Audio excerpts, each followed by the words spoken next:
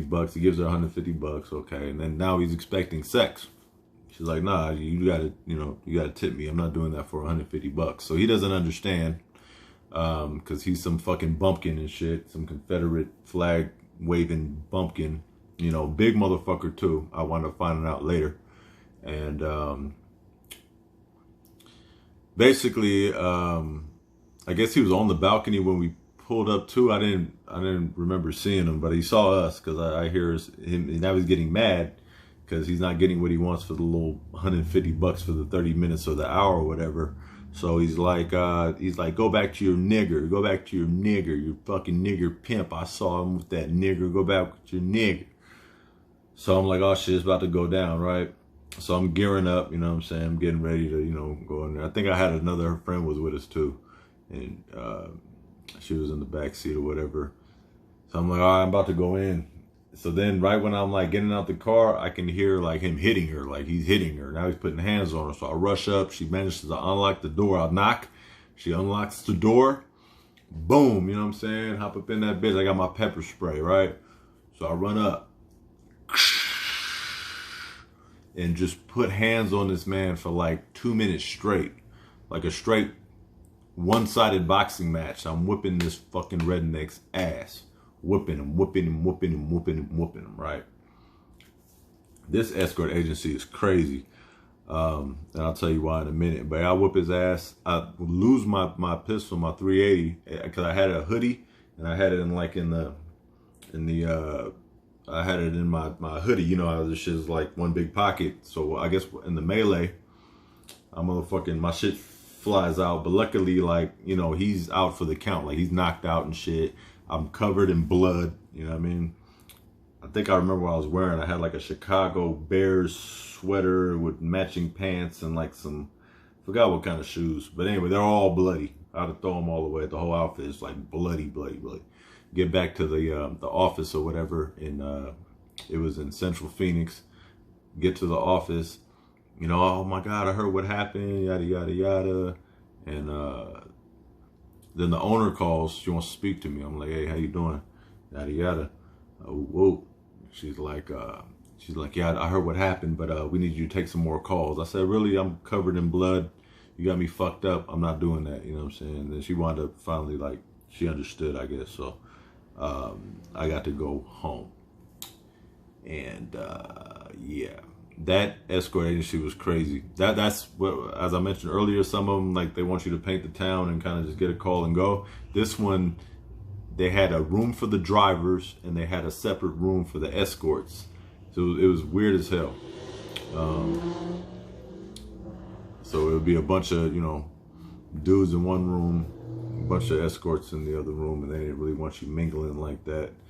But that place actually got burnt down by Escort. And it was believed to be haunted because girls would be in that back room and there'd be a ghost. Real shit. I'll let you know, because the chick OD'd back there from pills. I forgot what kind of pills she was taking, but she wound up dying back there. And so the girls would say they felt a presence when they were sleeping. And then this ghost will be like, wake up, you got a call. Wake up, you got a call. Trippy shit. And this is this is girls that's been there for a long time and new girls that's telling me this shit. So eventually it got burnt down. So somebody wasn't happy about how they dealt with something. They want to fire me for some bullshit. I don't remember why. I think they thought I was trying to take the girls and go into business for myself, but that was never the case. I was making good money there. And but yeah, that's my little Phoenix AZ story, man. It got crazy. Another story, there was a guy, little white dude, I remember, and he was all the way on the west side out there in Phoenix, and he, this crazy motherfucker, man. He had just got out of prison, I guess, and he's a prison motherfucker that probably, went through some shit in there, because this dude was batshit crazy, and there was this chick, she'll remain nameless. She was bad, though. She was bad. And she made a lot of money. And I went there prior with the same chick, big titties. And she felt uncomfortable being over there. And he was broke, you know what I'm saying? He had the agency fee, and then I don't know. He might have, he might have settled for a hand job or some shit. But about this other chick over there, I'm arguing with the booker lady. I'm like, look, this dude ain't right, you know what I mean? Because we took him to the ATM, and he was getting kind of brolic in the car, you know what I mean? We took him to the ATM. Like, you better not rip me off, motherfucker, I'll kill you and all this shit. I'm like, whoa, you know what I mean? So that was that. So I'm trying to warn these motherfuckers, like, yo, you know, but it was a slow night. They wanted the money. There's some greedy motherfuckers, right? So we pull up. She gets out. Everything's going cool. I'm like, all right, this is surprising, right? Listen on the bug in the scanner. It sound like, you know what I mean? She did her job, whatever. All of a sudden, I hear her go, what the fuck are you doing? He said, I'm taking my money back. So I guess he had smashed and then, you know, paid her. And then he went in her purse later, took the money out. So I'm like, damn. Now I'm strapped with this because the week before, the shit happened with the redneck. So now I don't have a weapon. I think I had pepper spray. Anyway. So she goes, Monk. They call me Monk. Monk, get in here. So I run in, right? Screens. I got in. I think the screen door was open, or it was closed, but it was open. You know what I mean? It wasn't locked. Get in there. This motherfucker, this crazy white motherfucker, man, is sitting there butt asshole naked, right? Semi-hard dick, right? With a big ass samurai sword. I said, get your shit, let's go. I wasn't about to wrestle with no motherfucking naked motherfucker holding the samurai sword, you know what I mean? Fuck that. So I just took the L, you know what I mean? You gotta choose your battles in this shit, man. There's escort drivers that's been shot. There's escort drivers that's been killed. There's escort drivers that's been ran off the road. You know what I mean? Same chick, matter of fact, because that company is so janky, right? They wind up getting letting go of all the drivers. So these girls didn't have any protection going out to these places. They had to drive themselves. The same chick that I was like, let's go, you know, with the dude with the samurai sword, that chick wound up getting gang raped by like 10 dudes, 10 pieces. I'm saying, escort drivers needed, you know what I'm saying? The protection is needed. You know what I mean? It's needed. And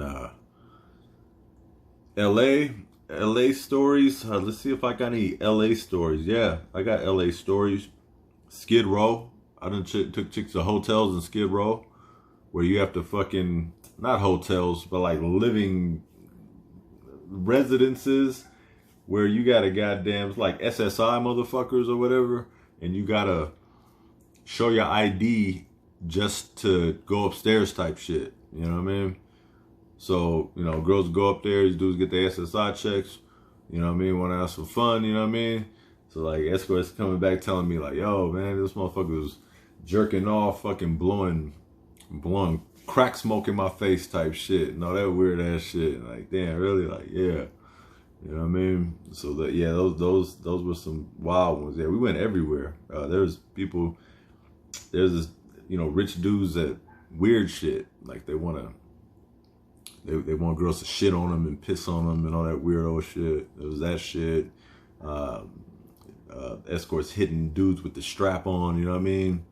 Blowing their backs out. Like, there's some freaky, twisted, sick shit that goes on behind those doors. But hey, man, they giving up prime coin, you know. I mean, I'm not gonna act like I was balling out of control with that shit. Like, on a slow night, shit, you didn't make no money. On a slow dead night, you might not make no money, you know. So you got to keep other things going. But on a good night, shit, you making, you know, 500 to a G, you know. So in a night, and plus you having fun, like, it's a lifestyle, you know. You can do other stuff. You know, I was going to the studio a lot, you know what I mean. I actually influenced, for better or for worse, I used to go to this studio in West Long Beach. Because I've been rapping forever, all through this shit. The only thing consistent in my life ever was rapping. So I used to go to the studio in Long Beach. Dude's going to remain nameless, you know what I'm saying? But I used to always have, like, escort or even two with me, you know what I mean? And I had money. studio time, and you know, I was a little more flamboyant back then, you know what I'm saying? So I'd be like, hey, ain't nothing, you know what I'm saying? Boom, boom, you want some Hennessy, you know what I'm saying? Let's get some tree, yada, yada. So he kind of was looking up to that, my engineer or whatever. And he wound up getting with an escort chick. And, but he like wifed her, like that was like his boo-boo, you know what I'm saying? Come in sitting on his lap, like she's always over there now. And, you know, I was busy at the same time, so I didn't really get to pull his coattail on like, yo, man, it's, I don't know, bro. I don't, you know, I never mixed the two, you know what I'm saying? But he did. And she wanted to quit the agency she was at, right? And they didn't want her to go because she was an earner, you know what I'm saying? Wherever this agency was. And they set her up real nasty. Like real nasty. They set her up real nasty. They set her up real nasty. So what they did was they invited her to this, like this, she got a call for like some fetish shit that involved shit, right? I guess that was like her farewell, you know what I'm saying? Oh, you leaving? You leaving, bitch? Really? Leaving? Okay. This shit goes on. So he gets a call like at 4 in the morning. She's in an alley covered in shit.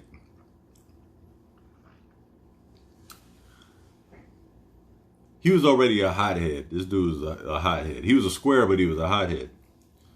So he got a strap, you know what I mean? He called around, got a gun, and he proceeded to hunt these dudes down from the escort agency for what they did to his girl. He wound up shooting a couple of them cats, and the last thing I knew about him, you know what I mean, he was serving like, he was doing like a cool like 10. You know, attempted murder, you got attempted murder, you know what I'm saying? So that's the type of shit that goes on in this crazy, twisted, fucked up world of, you know, escorting, escort driving, you know, all that type of shit.